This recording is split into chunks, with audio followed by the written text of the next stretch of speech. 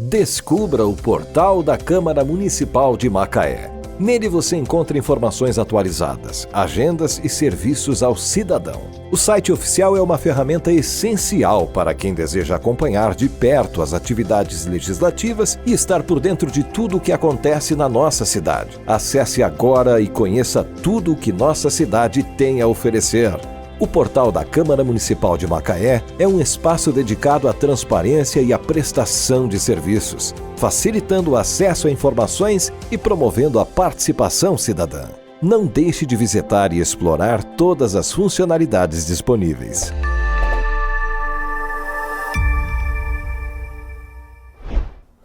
Olá, muito bom estar com você mais uma vez no nosso podcast Nossa Macaé. Você sabe, no Nossa Macaé a gente sempre está aqui trazendo assuntos importantes, assuntos relevantes, que falam diretamente ao nosso dia a dia. E hoje a gente vai falar um pouco de um assunto que tem muito tabu, né? Tem muito... acho que a palavra é tabu mesmo, em volta de um assunto que deveria ser mais normalizado. Falar sobre saúde sexual masculina e as suas implicações deveria ser mais normalizado, mas infelizmente não é. Eu estou recebendo o Ricardo Vieira, que é um especialista em terapia sexual na saúde e educação e tem um trabalho muito voltado para a questão da saudável vida sexual masculina. Ricardo, prazer em te receber aqui no Nossa Macaé para falar desse grande tabu, né? Que é a questão da saúde sexual, das disfunções diversas que atingem os homens e que não é um fenômeno que se deva envergonhar ou que deva ser motivo de opressão psicológica, mas ao contrário, são reações físicas ou neuroquímicas em alguns casos que precisam ser tratadas, não é isso? Exato. É uma satisfação estar aqui, poder contribuir por esse tema que é tão relevante, né? E a saúde sexual é muito importante, mas hoje se ouve assim muito saúde sexual para as mulheres, programas voltados para as mulheres e para os homens não. E tudo faz parte, como você está dizendo, de vários tabus, de várias questões aí de crivos sociais que fazem com que o homem tenha mais dificuldade, encontre mais dificuldade em procurar apoio, procurar ajuda para resolver questões. A gente vê, por exemplo, né, o advento da reposição hormonal para as mulheres já deve estar aí há mais ou menos uns 40 anos, né, desde lá do seu início. E é uma coisa hoje muito comum, e mulheres especialistas falam isso de maneira muito comum. E a gente não ouve falar de reposição hormonal para homens, não é? Porque o que acontece? O homem é basicamente a testosterona e ela tem o seu fluxo, né? Ela sobe, desce de acordo com vários eventos, mas tende a seguir um padrão ao longo da idade. Ela vai cair para todo mundo. Ela vai caindo com a idade. Né? E esse sobe e desce depende muito de vários fatores. Fatores psicológicos são fatores que influenciam bastante. Né? Então, a questão das disfunções, principalmente disfunções sexuais, disfunções eréteis e ejaculação precoce, que são os dois maiores problemas dos homens. Tem o DSH também, que é o desejo sexual hipoativo, mas o que se vê muito mais são os dois, a disfunção erétil e a ejaculação precoce. E esses dois processos disfuncionais, eles estão fortemente ligados às emoções, processo emocional. Então, não adianta fazer uma reposição de testosterona, por exemplo, se não for trabalhada a questão emocional que está fazendo com que ele apresente essas disfunções.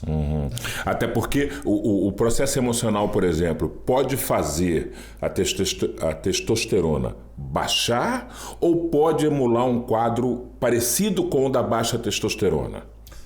Pode baixar. Ela pode baixar de fato, e essa baixa está associada a um processo emocional. Se o processo emocional, ela tende a se normalizar. Né?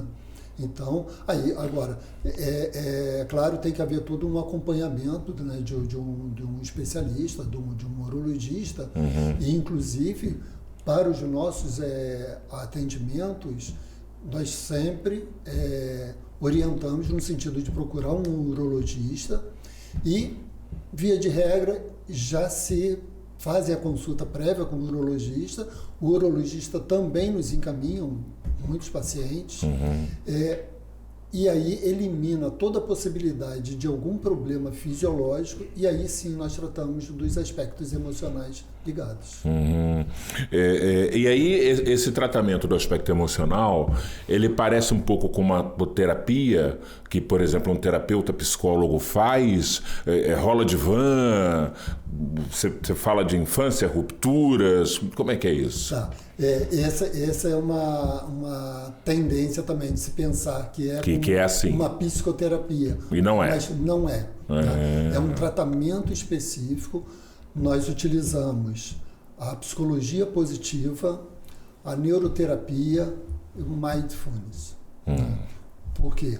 Porque estamos trabalhando as questões emocionais. Tem que haver um entendimento desse processo emocional. E o que você falou é importante também. Vamos lá, vamos entender o processo. Uma disfunção erétil, vamos considerar uma disfunção erétil. Ele é um sintoma, ele não é uma causa. Tá? Vamos pegar uma pessoa, ela foi picada por uma cobra. Ela foi hospitalizada para poder tratar. O que é sintoma e o que é a causa? A causa, aí fala assim, a causa é o veneno. O sintoma é o veneno. O sintoma é a ejaculação precoce ou a disfunção erétil. Qual é a causa? É o veneno. A cobra é um fato. Aconteceu. Né? Porque a cobra não poderia não ser venenosa. Então, a causa é o veneno. Então, é a causa que nós precisamos tratar, e não o sintoma. Porque o sintoma, ele cessa uma vez que você tratou a causa. Ele é consequência direta da ação daquela causa. E o que nós temos aqui como causa? Aí vários fatores emocionais. Um relacionamento que não está harmonioso, um relacionamento conflituoso, pode ser uma causa de uma disfunção, de uma ejaculação precoce. Uma ruptura de relacionamento. Exatamente. Então, vários aspectos emocionais podem influenciar. Então, qual é o nosso trabalho? A gente faz uma avaliação. Você falou assim, retorna lá na infância? Às vezes, sim. A gente retorna na infância. Porque você pode, de repente, achar um abuso lá na infância. Muita coisa acontece nesse sentido. Nas mulheres acontece muito. Isso, principalmente com o vaginismo. Um abuso lá atrás gera um vaginismo. E é importante os homens saberem, entenderem essa questão do vaginismo também. Porque às vezes não entende e quer até forçar uma relação. E não deve, não pode. Tem que procurar. O vaginismo é quando a mulher, quando o corpo, o organismo feminino meio que gera uma resistência de repulsa ao ato. É uma contração involuntária da musculatura pélvica. Que não é porque ela quer. Não é porque ela quer, é involuntário, que impede o ato, a consecução do ato. E às vezes nem o exame ginecológico consegue. Agora, Ricardo, eu fico pensando, nós somos homens e fomos criados com toda a masculinidade, eu ia falar tóxica, mas acho que no final das contas não cabe, porque era a cultura masculinista que nós tivemos, não tinha outra. Então não dá para simplesmente dizer que ela era ruim quando ela era única. Esse advento de um homem que pensa diferente e que busca modernizar o seu pensamento é algo muito recente. Não é da nossa geração, da juventude, da pré-adolescência. Mas desde lá, dessa nossa pré-adolescência, nós que estamos nessa faixa etária, a gente recebe diretamente, por esses fatores externos, um estímulo ao culto, à performance. Exato. A performance.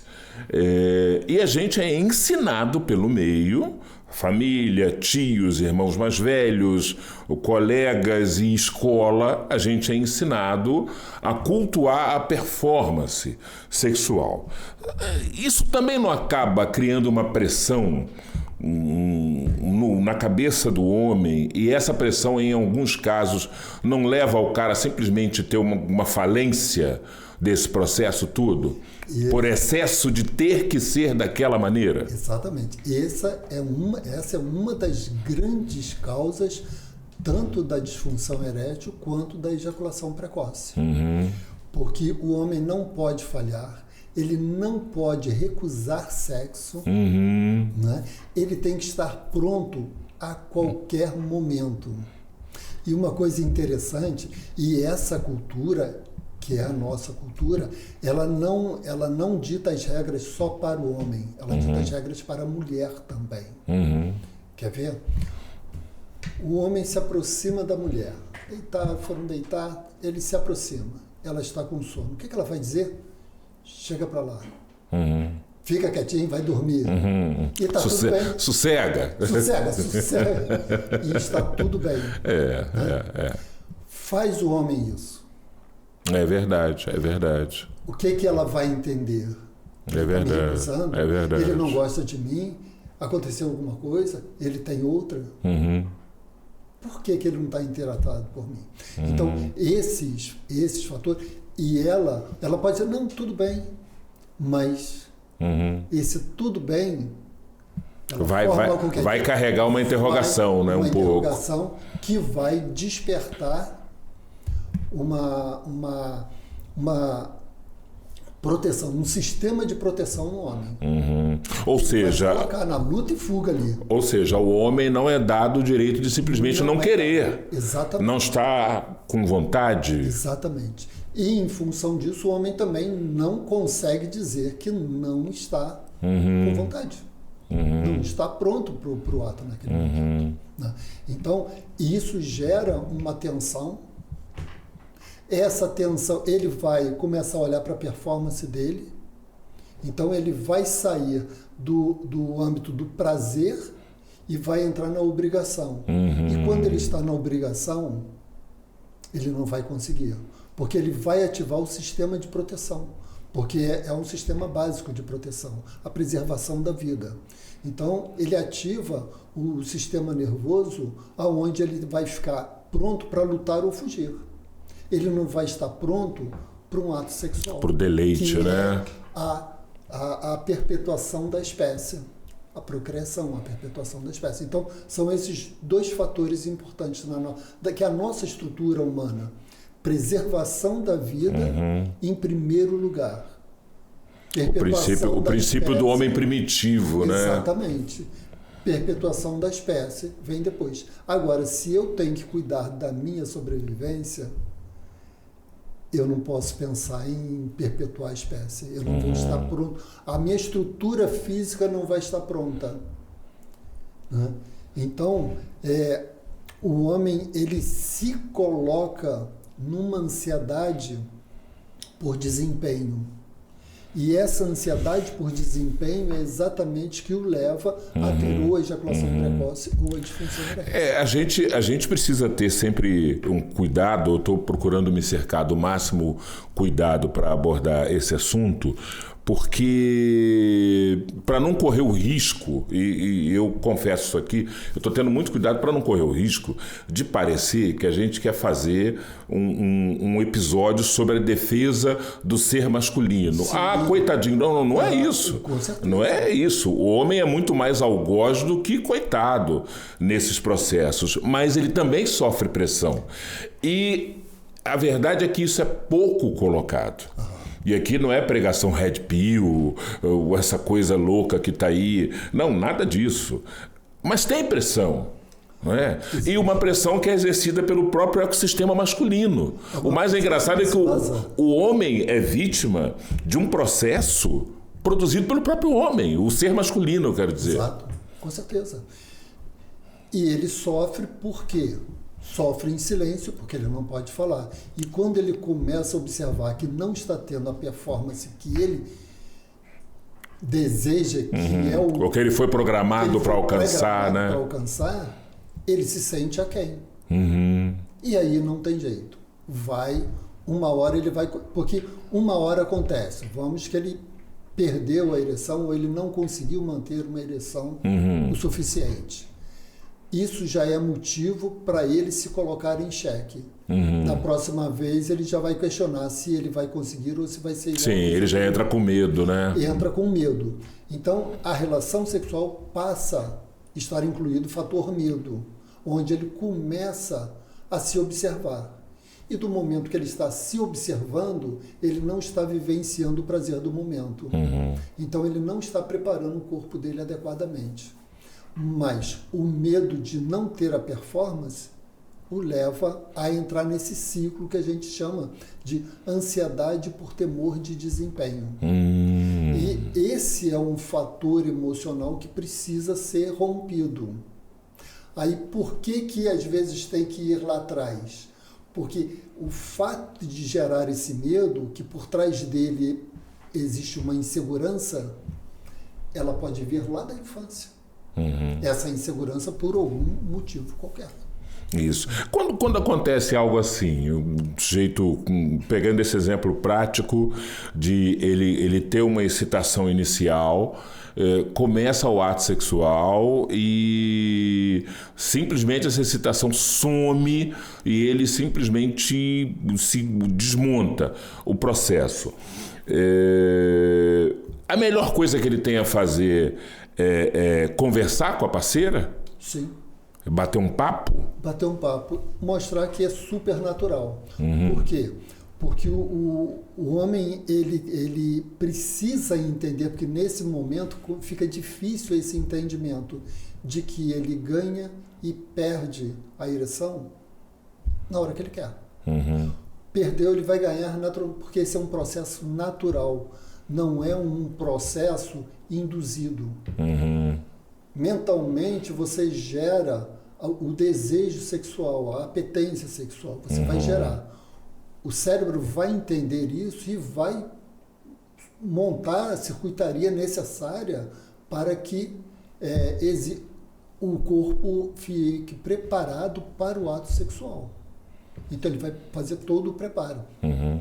Agora, se ele está com medo, entra na prioridade 1. Lutar ou fugir. É raiva ou medo. Então ele está com medo, ele está inseguro. Me proteger, né? Se proteger. Então se ele vai lutar, o sangue vai subir. Ou o sangue vai descer para as pernas, porque ele tem que fugir. E para o ato sexual, o sangue precisa estar na região pélvica. Ele não pode ter cortisol e adrenalina na corrente sanguínea. Ele precisa ter óxido nítrico. Então, o cérebro vai comandar essa circuitaria de acordo com o que ele está sentindo e não com o que aparentemente está demonstrando. É interessante essa coisa da adrenalina, que é um fato que é muito comum, né? Eu nunca tinha parado para pensar nisso, quer dizer, na verdade eu nem sabia que não tinha adrenalina no processo. Porque, por exemplo, se um homem estiver em meio a um ato sexual, ou no início de um ato sexual, e tomar um grande susto, ele desliga o circuito. Né? Se ele tomar um grande susto, ele desliga automaticamente. E tem muita dificuldade de retomar. Ele vai jogar adrenalina e cortisol. Porque a adrenalina vai cortar o processo. Vai cortar. Olha que interessante. Ele vai ativar, tem um sistema simpático, o sistema nervoso, né?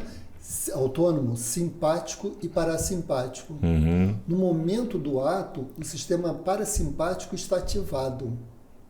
Quando ele entra no medo, sobrevivência, ele desliga o parasimpático e liga o simpático.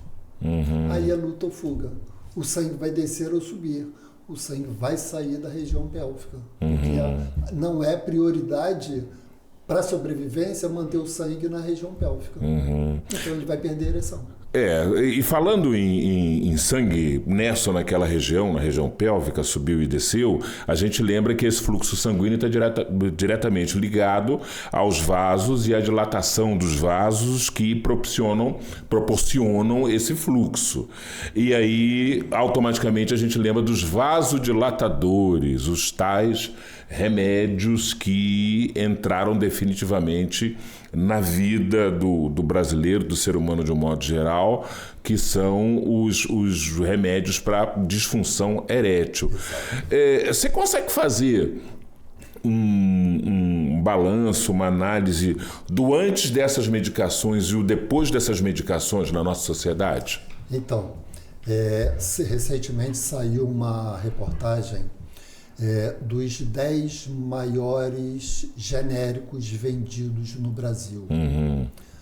Tadalafila está disparado, no né? quinto lugar. Está no quinto? No quinto lugar dos remédios mais vendidos no Brasil.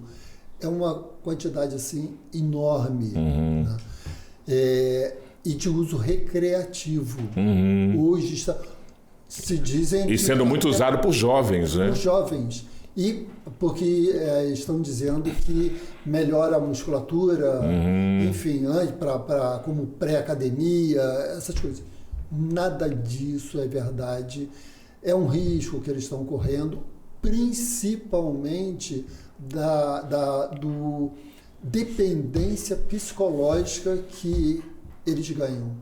E essa dependência psicológica vai fazer com que gere a ansiedade por temor de desempenho. Porque a Tadalafila e o Viagra, né? O Viagra está em 8º lugar nesse ranking. Então você vê que os 2 remédios eles estão entre os 10 mais vendidos no Brasil.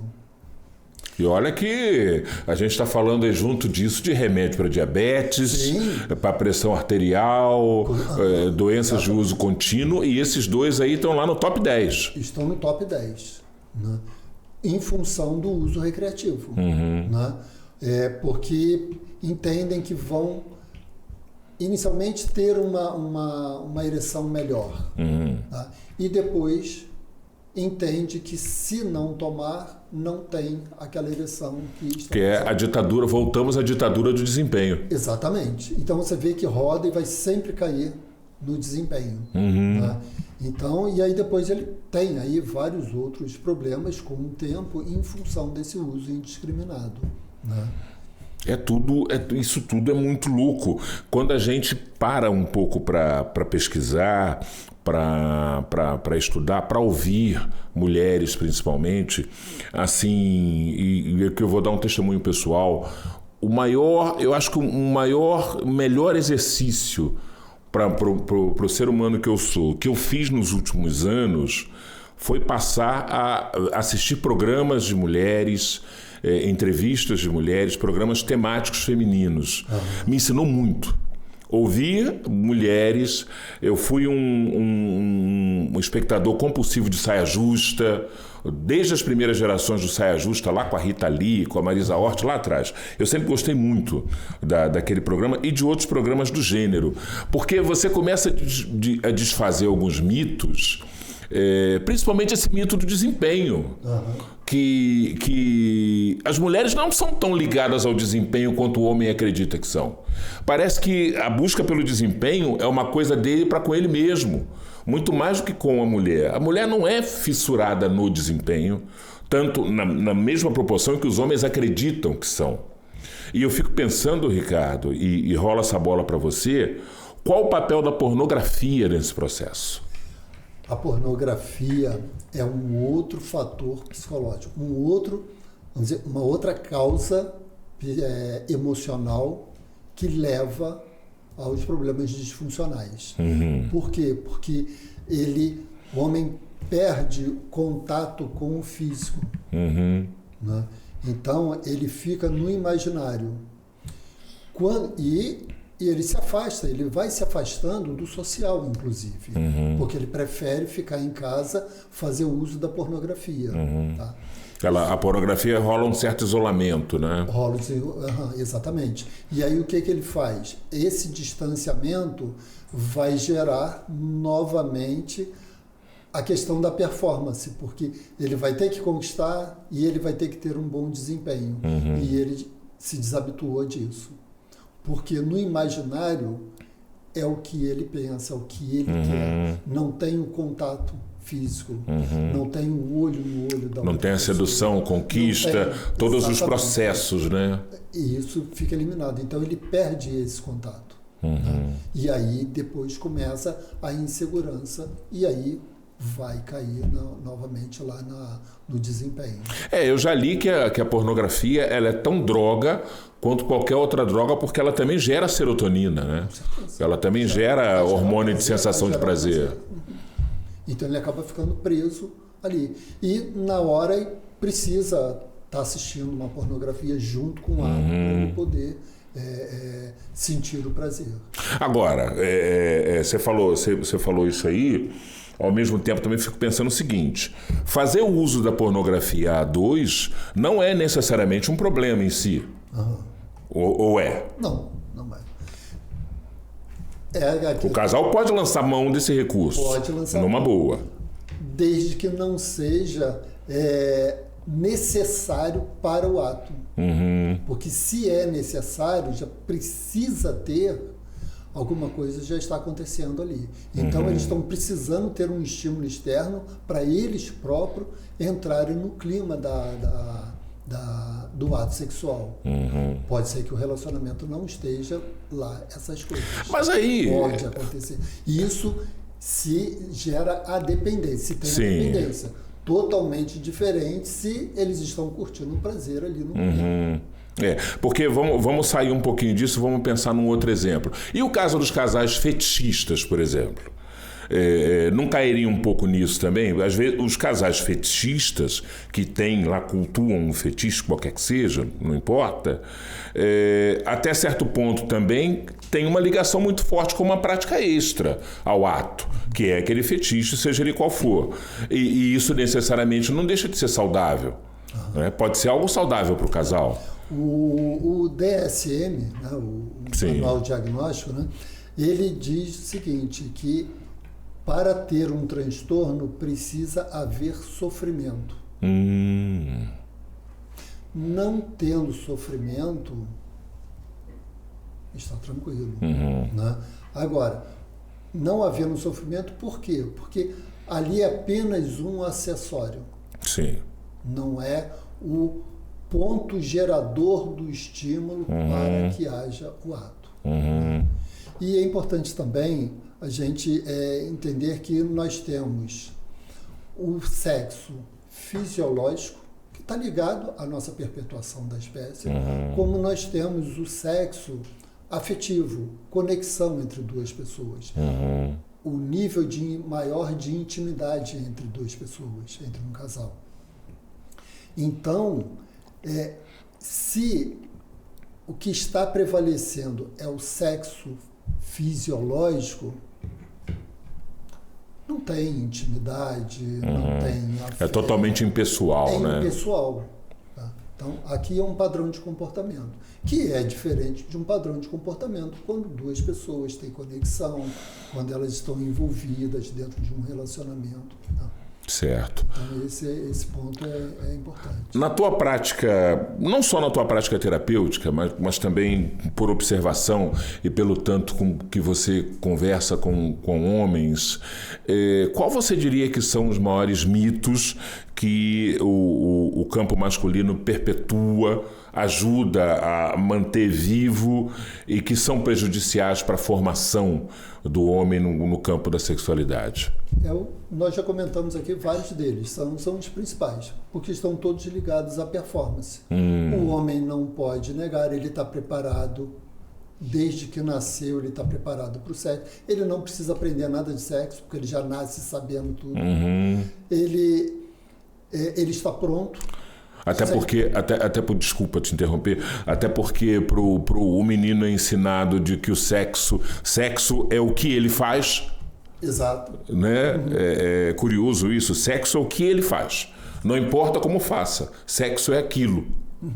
Que é uma educação totalmente diferente para a menina. Totalmente. Coitadas das meninas. Eles são irmãos gêmeos. Um é menino, outro é menina. O tratamento vai ser totalmente diferente. Então, essa educação, e os pais levam isso, porque meu filho é macho. Isso gera um peso emocional muito forte. É uma responsabilidade que tem no homem. Então, são todos esses aspectos. E tudo é mito. Né? O homem está pronto sempre, é mito. Ele não pode falhar, é mito. Ele tem que ter vontade sempre, é mito.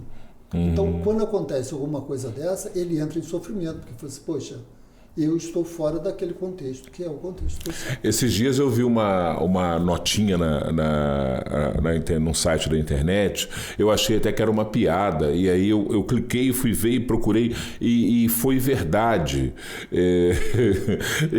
É engraçado, mas ao mesmo tempo mostra uma certa lição, que eu não sei se o golpista quis simplesmente dar, ao mesmo tempo que ele aplicou um golpe, ele quis dar uma lição, que é uma história de um golpe sobre um produto para fazer crescer o pênis. Um sujeito comprou, isso é sério, o sujeito comprou, viu um anúncio, produto sensacional para fazer crescer o pênis e não sei quantos centímetros, o cara pagou, foi lá, fez o Pix e recebeu um produto e uma caixa enorme assim, ele abriu e colocou papel, não sei o que, e era uma lupa. E era uma lupa. E eu, num primeiro momento, você ri, eu achei que era uma piada. E eu fui procurar e era real. E a história era real. E eu fico pensando, mas que ao mesmo tempo que o sujeito deu um golpe, ele também meio que deu uma lição. Deu uma lição. Né? Porque é uma lupa. Você quer ver o seu pênis crescer? É fácil. Bota uma lente de aumento. Essa obsessão pela coisa também do pênis, desse falocentrismo masculino. É uma coisa muito doida. Parece que o homem gosta mais do pênis do que a mulher. Que troço maluco, cara. Exato. E não é o tamanho do pênis que vai proporcionar prazer para a mulher. Até a fisiologia, né, do canal vaginal sim. já modifica isso. Lá pode dividir em 3/3 o canal vaginal. O primeiro terço é onde ela tem maior sensibilidade. O do meio é mais ou menos. Atrás não tem a sensibilidade. Ou seja, não adianta ele ir lá bater no colo do útero da mulher. Não adianta. Não é isso que vai gerar o prazer. E tem o clitóris. Então, tem que conhecer o clitóris também. Muitos homens não conhecem o clitóris. Sim. Muitas mulheres não conhecem o clitóris. E agora tem o recém-denominado ponto U, né? Que é uma coisa mais ou menos recente que as mulheres estão falando, que o sujeito pode ter um pênis de qualquer tamanho que ele vai alcançar, sem contar que a mulher é tátil, ela é muito mais tátil, né? O homem com essa coisa visual. E aí eu volto na história do papel da pornografia nisso, de ter impregnado a cabeça masculina, que fez o homem acreditar que para a mulher o sexo é a penetração, quando ele não é a penetração em si. A penetração é mais um elemento, mas não é o único elemento. E na pornografia também, não só a questão, né, da penetração, como da cosmética, né? O tamanho do pênis. Sim. Né? Por quê? Porque são pessoas caçadas a dedo para poder fazer aquilo. Então, procuram os homens que têm um pênis maior para poder estar fazendo esses filmes. E daí que se acredita que começa a se vender aquilo como um padrão de desempenho, né? E também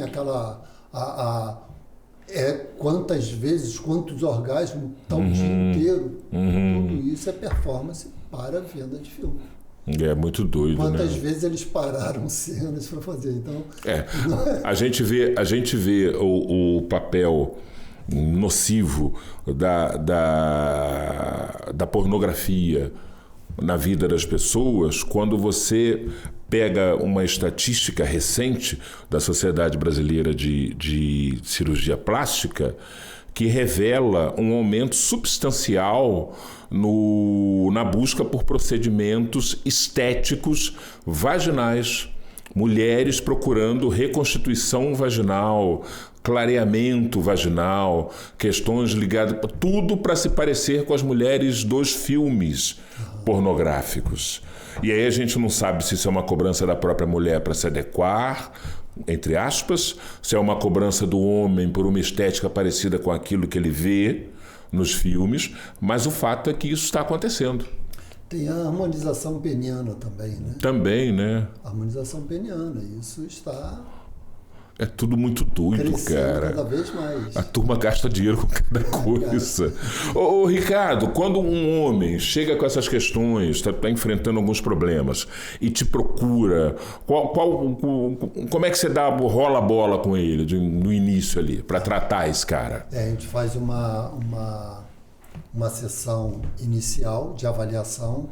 Que é um papo.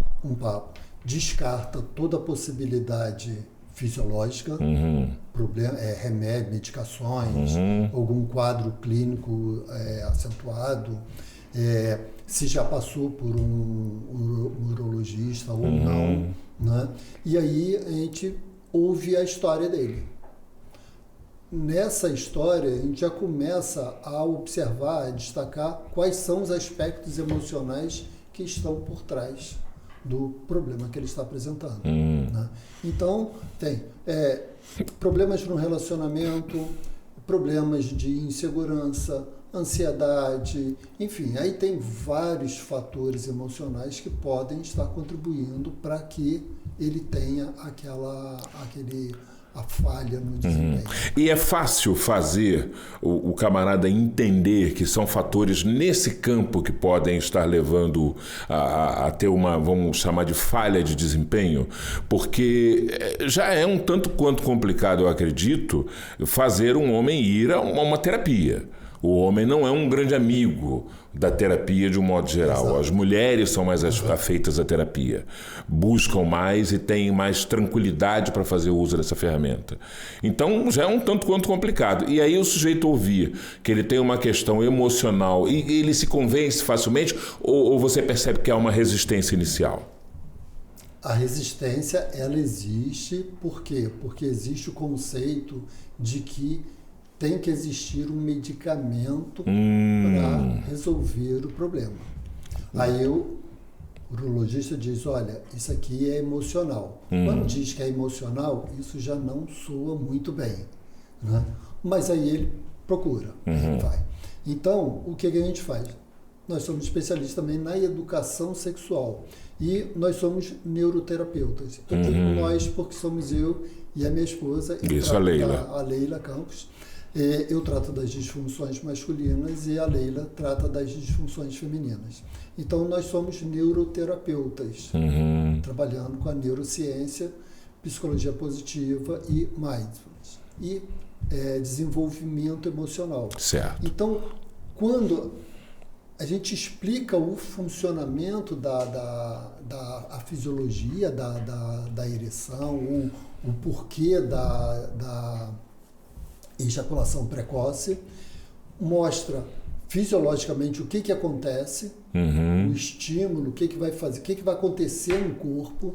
Então, quando a gente mostra o que vai acontecer no corpo, o que está acontecendo nessa circuitaria, aí já começa a quebrar esse estigma é alguma coisa psicológica, porque no homem o que pega é isso aqui é uma questão psicológica. Essa fala, ela não soa... Não cai legal, né? Não cai. Então a gente desmistifica isso. Fala assim, olha, acontece por causa disso. Não tem remédio aqui, por quê? Porque você precisa melhorar a sua fala com o seu cérebro. Seu cérebro tem que entender o que você quer. Você tem que ser claro. Então, aí ele começa a perceber. Então, aceita fazer o tratamento. Um tratamento dura em torno de 3 meses. Tá? E nesse tratamento a gente mostra todo o aspecto fisiológico, todo o aspecto emocional, como que as emoções funcionam, o que são as emoções, o que são os sentimentos, como que esse processo emocional interfere nesse mecanismo fisiológico, principalmente no sistema nervoso. Tá? E aí ele já começa a entender que fala assim, olha, não sou eu que estou mal, eu preciso ajustar essa performance, eu preciso entender esse... Ele tira um pouco de culpa. Tira. De cima de si. Exatamente. E aí sim, e aí ele entra no processo. Ou seja, o teu trabalho é um pouco de reprogramação também, né? Sim. É ressignificar causas passadas que possam estar influenciando. Né? A gente cria uma... Porque são verdades absolutas que a gente vai criando, né? A gente modifica essa verdade absoluta, né? E aí ele passa a entender de uma forma diferente. E o processo é todo pessoal. Nós terapeutas apenas vamos guiando, como um maestro na orquestra, né? Os instrumentos lá, tá todo mundo tocando, cada um tem ali a sua especialidade, e a gente o maestro que vai orquestrando. O terapeuta também é um farol, né? Ele é um farol, ele vai guiando. A pessoa, ela vai entendendo o processo e ela vai fazendo o ajuste. É um trabalho de autoconhecimento. Então, quando isso acontece...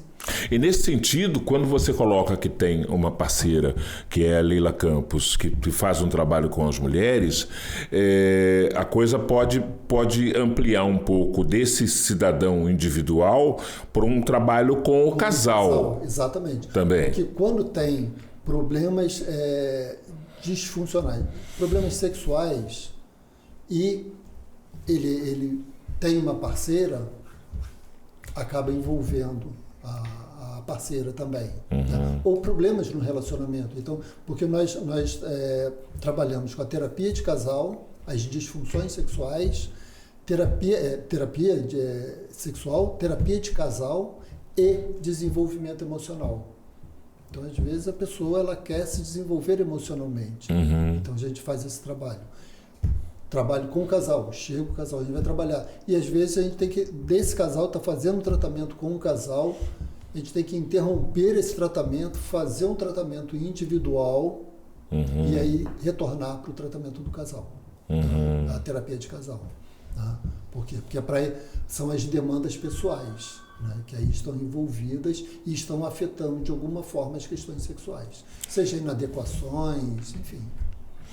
É muito interessante, né? Como é que essa coisa da sexualidade, em especial da sexualidade masculina, pode ser muito complexa exatamente por conta dessa carga toda de criação, né? De valores herdados, adquiridos, enfiados goela abaixo daquele menino, daquele pré-adolescente, que é programado para ser esse modelo, esse padrão, e tem que ser, né? E se ele não consegue minimamente ser, ele sofre.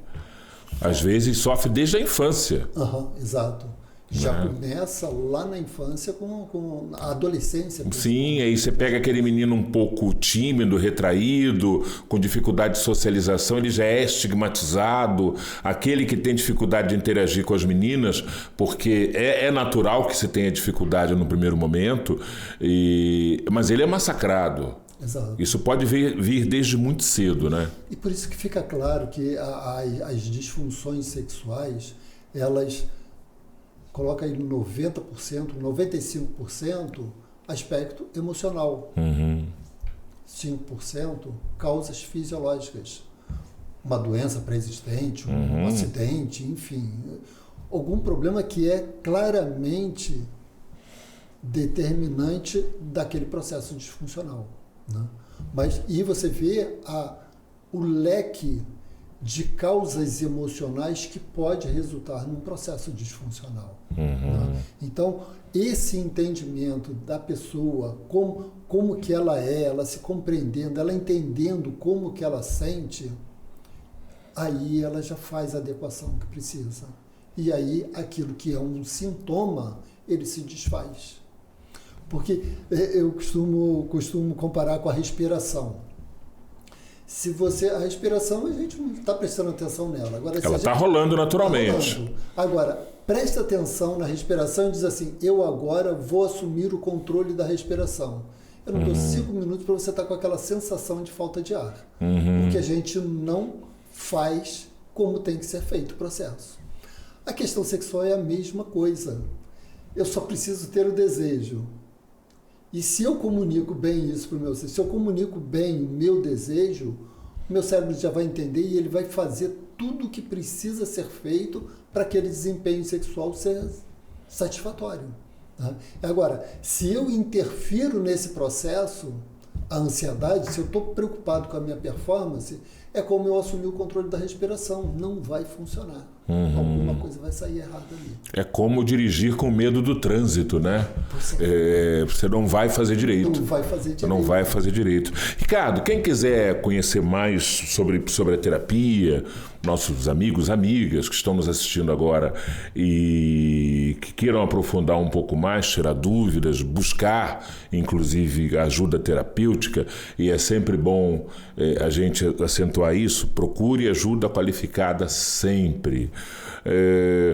Tem a simpatia, tem a garrafada da minha tia, corre desses negócios, vamos procurar ajuda qualificada sempre que possível, porque afinal de contas é a nossa saúde, né? O nosso bem-estar, e a gente não pode facilitar.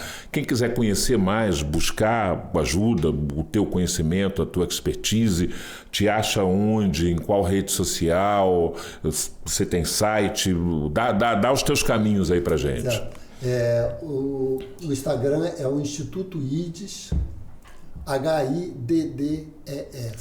HIDDES significa o quê? Aí é uma conjunção aí de letras. É um acrônimo, né? Um acrônimo que formou, porque aí temos o desenvolvimento emocional, a terapia sexual, terapia de casal. Está tudo dentro dessa sigla. Tudo dentro dessa sigla. Certo. Né? Então está no Instagram. Está no Instagram. HI... Instituto IDES. HIDDES. Sim. O site está quase pronto, já vai ser lançado. Mas já tem o domínio? Temos o domínio, mas ele não está no ar. Ah, certo. Né? Porque nós temos hoje, ele está com o nome antigo do Instituto. E já vai estar entrando o novo. Legal, né? Legal. E aí, pelo site que futuramente você vai estar colocando lá no Instagram. Isso. Né? Tem também o Instagram da Leila, né? Que é Leila Campos. Tem, né? Tem o Instagram da Leila. Mas é o Instituto IDES. O Instituto também. Então está tudo concentrado lá. Isso. Então, para achar o Ricardo, Instituto IDES, esse IDES é HIDDES. Você vai achar lá no Instagram, e aí tem contato, tem direct, tem vídeos, testemunhos, eu acredito que tenham também, e exemplos das terapias, dos tratamentos que você pode buscar. É importante falar também que buscar ajuda não é motivo de vergonha, não é motivo de nenhum embaraço. Buscar ajuda é saber que precisa melhorar algo em você. Não tem que ter vergonha de buscar ajuda, ao contrário, eu acho que vergonha é você se fechar numa ostra e acreditar que é assim mesmo e que amanhã vai estar melhor, e não vai estar melhor, porque a tendência desses processos é só gradativamente piorarem. Então busque ajuda sempre que você puder, sem nenhuma vergonha. O Ricardo trabalha ao fator sigilo, obviamente, a preservação das pessoas, e o importante é você se recuperar e ficar bem. Não é isso, Ricardo? Acima de tudo. O tratamento é com hora marcada. Por isso que a gente não coloca o endereço, a gente apresenta na hora de fechar, né? Porque é sim, no telefone, sim. Justamente porque não tem uma sala de espera para aguardando. E isso justamente para preservar a individualidade. Isso. Então, todo tratamento, todo atendimento é com hora marcada. Isso aí. Eu quero muito agradecer ao Ricardo Vieira. por essas informações, esses esclarecimentos acerca da saúde sexual masculina que ele trouxe aqui para a gente. Desejar sucesso aí e que mais e mais pessoas possam buscar ajuda na medida em que elas precisem de ajuda, que elas busquem ajuda para ter uma vida sexual e uma vida emocional, porque no final das contas tudo reflete no emocional, melhor, saudável para si e para os seus. Queria muito te agradecer. Eu que agradeço a oportunidade e é muito importante justamente essa quebra de tabus, esses preconceitos ou o receio de procurar ajuda, né? Porque acima de tudo está a nossa qualidade de vida, né? Nós precisamos estar bem, nós já vivemos dias assim a vida está tão atribulada, tão cheia de problemas, e a gente vai colocando um peso muito grande na gente. E a gente pode tirar um pouquinho desse peso e ter uma vida saudável, uma vida sexual saudável, sem precisar estar com essa preocupação, né? A gente pode... O homem pode estar bem consigo mesmo, com toda a sua masculinidade e sem os preconceitos. É isso aí, abaixa o preconceito acima de tudo e viva a saúde. E viva a saúde. Gente, é isso, esse é o nosso Macaé, né? A gente sempre está aqui conversando com gente que traz informação importante, agrega valor ao nosso dia, colabora com o nosso nível de conhecimento e traz alternativas válidas, valiosas, para que a gente tenha uma melhora na qualidade de vida. Mais uma vez eu agradeço a sua audiência, sempre relembrando, se você ainda não é assinante do canal TV Câmara, assine o canal, ative o sininho das notificações, assim esse conteúdo vai estar chegando para mais e mais pessoas. Peço a você também para compartilhar esse podcast com todo mundo, manda para os parentes, para os amigos, colegas de trabalho, bota lá no grupo da família e assim o nosso conteúdo vai chegando para muita gente, tá bom? Temos um encontro marcado na nossa próxima edição. Um forte abraço e até lá!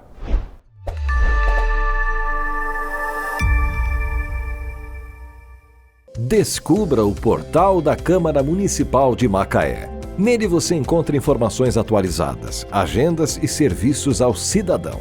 O site oficial é uma ferramenta essencial para quem deseja acompanhar de perto as atividades legislativas e estar por dentro de tudo o que acontece na nossa cidade. Acesse agora e conheça tudo o que nossa cidade tem a oferecer. O portal da Câmara Municipal de Macaé é um espaço dedicado à transparência e à prestação de serviços, facilitando o acesso a informações e promovendo a participação cidadã.